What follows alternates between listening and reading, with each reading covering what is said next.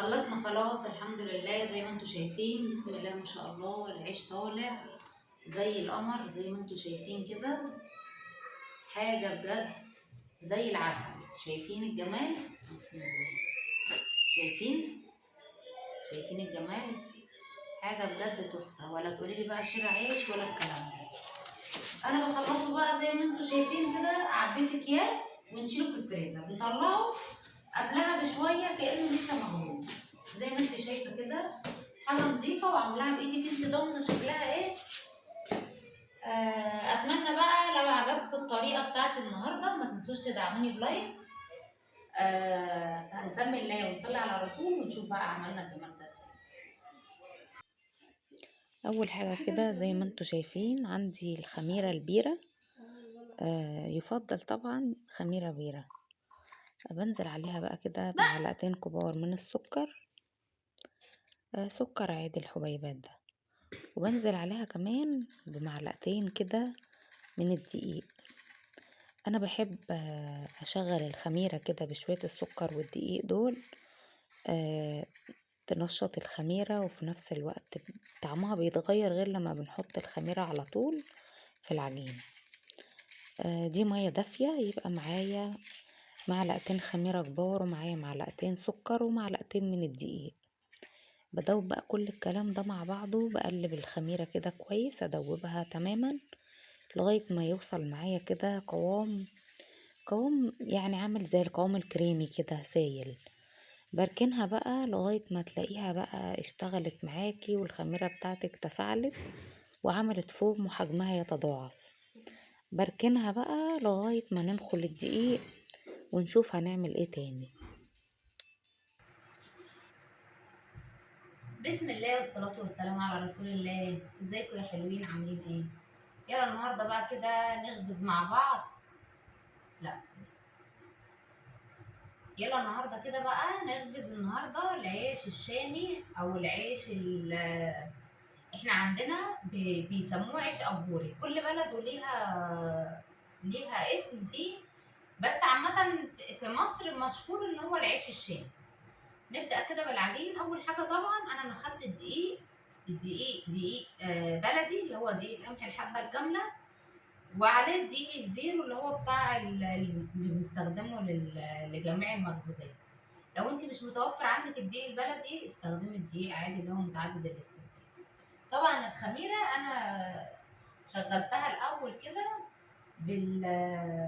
شغلت الخميره الاول بشويه السكر وشويه الدقيق ونشطه وزي الفل، حتى فارت من السلطانيه اللي انا كنت حاطاها فيها فحطيتها في الطبق ده. وعندي طبعا الميه دافيه والملح والخل. نعمل بس كده الاول نقره نحط فيها الملح علشان ندوبه.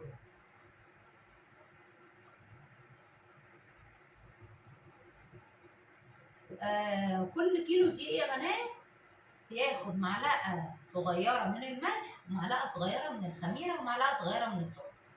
بكل كيلو دقيق معلقة صغيرة من الملح، معلقة صغيرة من السكر، معلقة صغيرة من الخميرة، ومعلقة صغيرة من الخل. أنا هحط الملح بقى على حسب الكمية اللي أنا عاملاها. أنا مش بعير بمعلقة لأن أنا عارفة كده بإيديا العيار اللي أنا بستخدمه.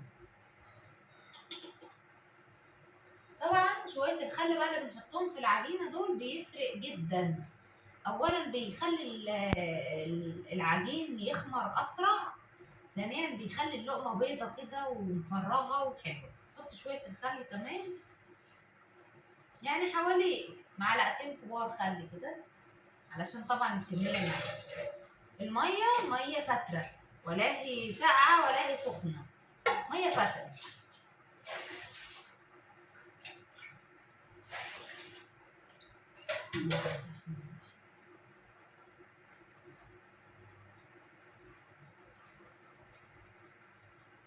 دوب بقى الملح الاول كده. انا بدوب الملح في الطبق بتاع الدقيق، مش بدوبه بره ولا حاجه.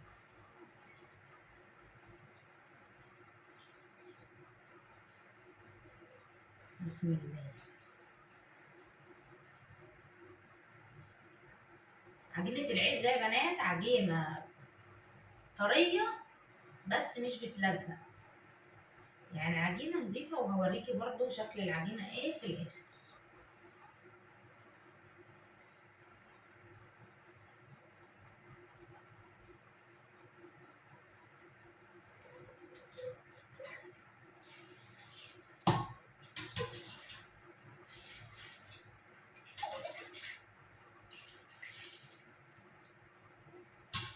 انت بقى لو هتعملي كيلو حتى وتسويه في فرن البوتاجاز لقمه نضيفه طبعا، غير خالص اللي بنشتريه من الفرن، حاجه لا يعلى عليها.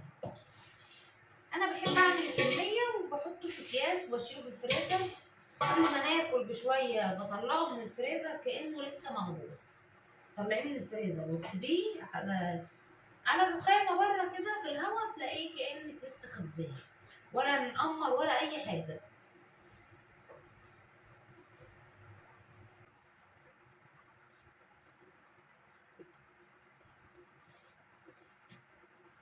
طبعا لازم العجين ده يتلت كويس جدا، مش اقل من ربع ساعه عجين.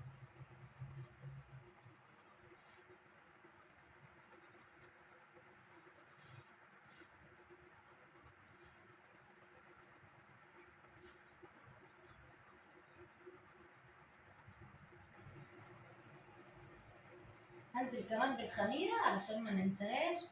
زي ما انتم شايفين منظر الخميره، مش عارفه الخميره واضحه كده ولا ايه، عامله الفوم ده، يا رب تكون واضحه كويس. الخميره بتاعتك لو ما لقيتيهاش نشطه واشتغلت بالطريقه دي ما تخبزيش بيها، لانها مش هتطلع العجينه. لازم تتاكدي ان الخميره نشطه. وطبعا يا بنات الخميره البيره بتفرق جدا في طعم العجينه غير الخميره الفوريه، لكن لو مش متوفره عندك فهتستخدمي الخميره الفوريه. لكن للامانه الخميره البيره في الطعم تفرق كتير. وطبعا احنا عارفين كلنا ان الخميره البيره كلها فوائد.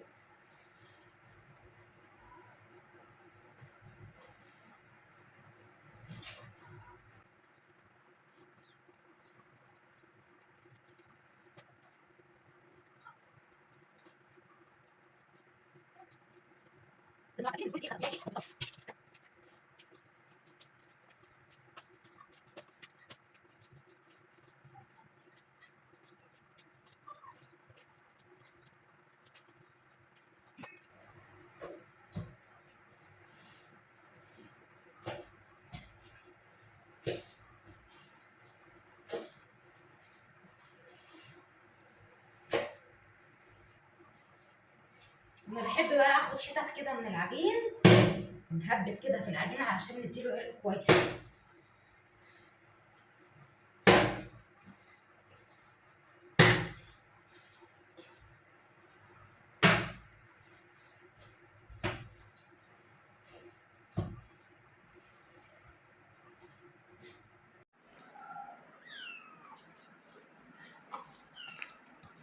زي ما انتم شايفين كده منظر العجينه طريه، وفي نفس الوقت زي ما انتم شايفين كده الطبق بينضف من حواليها. هي دي العجينه المطلوبه، مش زي العيش القمح. يعني انا مش عايزاها عجينه طريه جدا زي العيش القمح، انا عايزاها زي ما انتم شايفين كده. طبعا بتتركن تخمر على حسب الكميه، بتاخد مثلا من ساعه لساعه ونص على حسب الكميه وعلى حسب الجو عندك.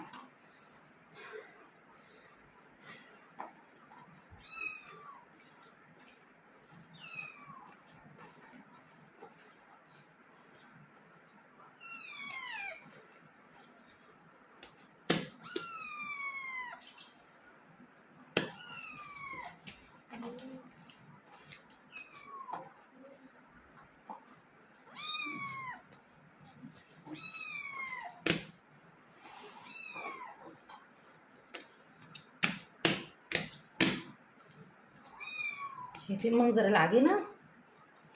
طبعا فيها عرق وتلتت كويس. علشان تضمني ان العيش يطلع معاكي كويس لازم عجينه مضمونه وتكوني مشبعاها كويس في العجينه. انا هركن العجينه بقى تخمر، ولما تخمر هنرجع تاني. كده خلصنا عجينه اهو. برضو لازم برش رشه دقيق كده واستر بيها العجين لغايه ما يخمر. طبعا انتوا شايفين حجمه فين دلوقتي، وهنلاحظ حجمه هيبقى قد ايه لما يخمر. نركنه بقى دلوقتي لغايه ما يخمر ونرجع تاني. دلوقتي بقى كده اهو بعد ما عدى بالظبط ساعه على العجين. بسم الله الرحمن الرحيم. زي ما انتوا شايفين كده، طبعا انتوا شايفين الطبق قد ايه قبل ما يخمر، وشايفين ما شاء الله خمر لحد فين اهو. عندي بقى صينيه كده وعليها اي قماشه ملايه بقى عندك، اي فوطه. انا مجهزه عندي الحتت بتاعت العجين دي، انا سايباها للخبيز. بله بقى كده على الملايه دي او الفوطه، يا دوبك يا دوبك تنسميها كده بشويه ميه. بنقرص بقى على حسب الحجم اللي انت عايزاه، يا دوبك ببل ايدي بله زيت خفيفه زي ما انتم شايفين بقى كده اهو. اظن مفيش اسهل من كده. انا عايزه بقى السره بتاعت الرغيف دي، سره العجين تبقى من فوق، علشان لما اجي اقلبه يبقى الوش هو اللي من تحت. نعمل كمان واحده اهو كده اهو، بيتدور بكل سهوله اهو زي ما انتم شايفين، يبقى مدور كده. وحاولي تظبطي ايدك يبقى كله معايا فوق. انا يا دوبك ببل طرف ايدي بله خفيفه خالص.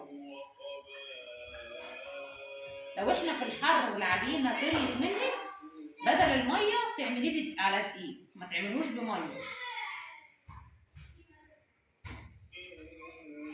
طبعا بنقرصه كله، بنقطع كل العجين ونغطيه ويتركن لغايه ما يرتاح مثلا 10 دقايق، وبعدين نرجع نبطط تاني. انا بقى هخلص كل الكميه كلها ونرجع تاني. خليك فاكره.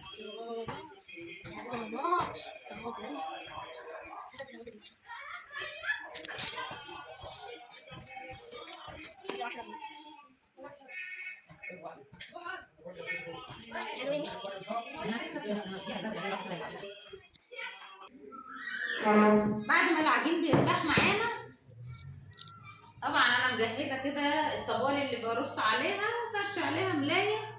عندنا الدقيق، طبعا بناخد الرغيف اللي كان فوق ده بيبقى ظهر الرغيف، ووشه اللي كان تحت، يعني بنقلبه تاني.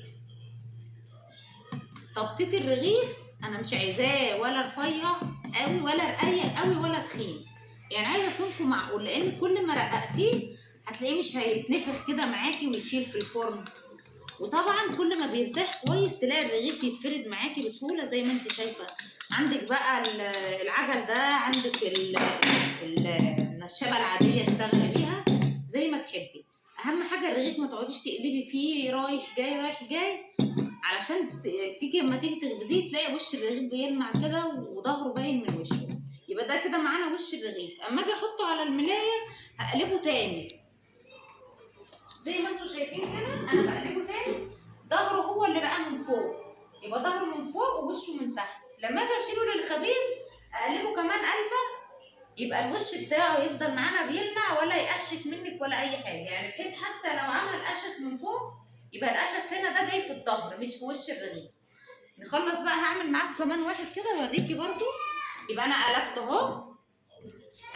اهو، بقى وشه معايا اللي من فوق. وطبعا ما تكتريش دقيق قوي، يا دوبك على قد ما اللي هو عشان ما يلزقش في ايدك، لكن ما تكتريش دقيق علشان كل ما بتكتري دقيق بتلاقي الرغيف ما بيبقاش بيلمع وحلو كده في الفرن. شايفين طبعا علشان مرتاح بيتفرد معايا بكل سهوله اهو.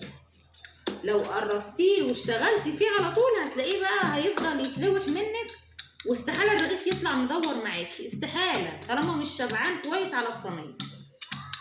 علشان تضمني تاخدي رغيف حلو لازم تعجنيه عجين مظبوط، يرتاح كويس في العجين، يشبع خمر كويس. بعد ما تقرصيه ريحيه كويس على الصواني، وبعد ما نبططه كده هنريحه تاني قبل الخبيز. يعني انا مش هبطط واشغل الفرن، لازم يرتاح. لو الجو ساقعه، لو احنا في شتاء مثلا ممكن يتساب على الصواني نص ساعه قبل ما تخبزيه. لو الجو حر 10 دقايق وتشغلي الفرن. انا بقى هخلص الكميه كلها ولما نيجي نخبز نرجع تاني.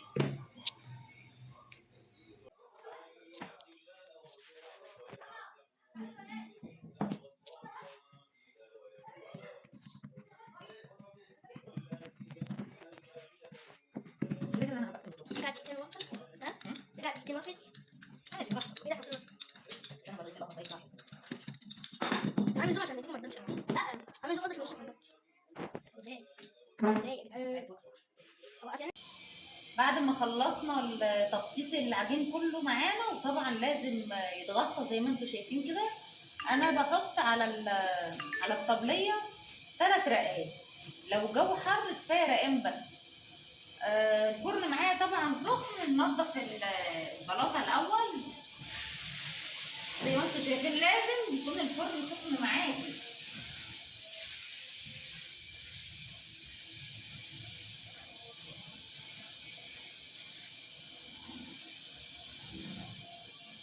لو انت بقى هتخبزيه في فرن البوتاجاز برضه تشغلي النار تحت كويس والشوايه، ما تخبزيش غير لما تتاكدي ان الفرن سخن تماما، وتقربي الصاجه بتاعت الفرن على النار خالص علشان خاطر الرغيف يطلع معاكي على طول.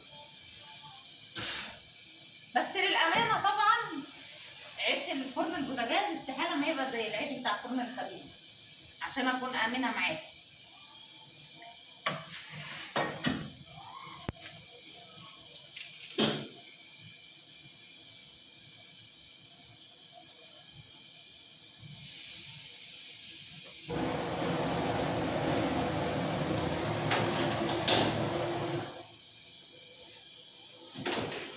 نسمي الله كده بقى ونشوف اول رغيف معانا. بسم الله الرحمن الرحيم.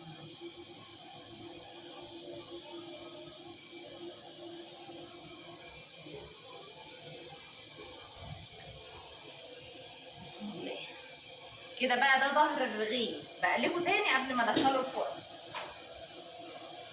اللي مش بتعرف بقى تخبزه على ايديها ممكن تستخدمي المطرقه، اهم حاجه بقلبه تاني اهو كده الوش هو اللي على الوش.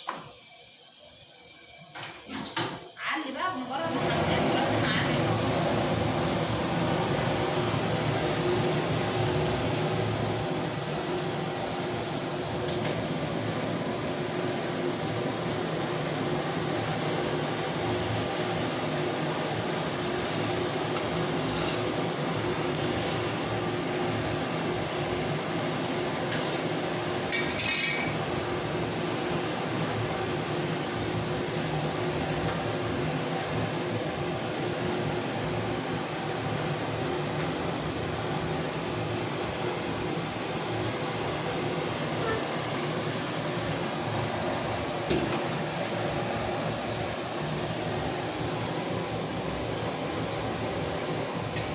اعمل فوم يا محمد.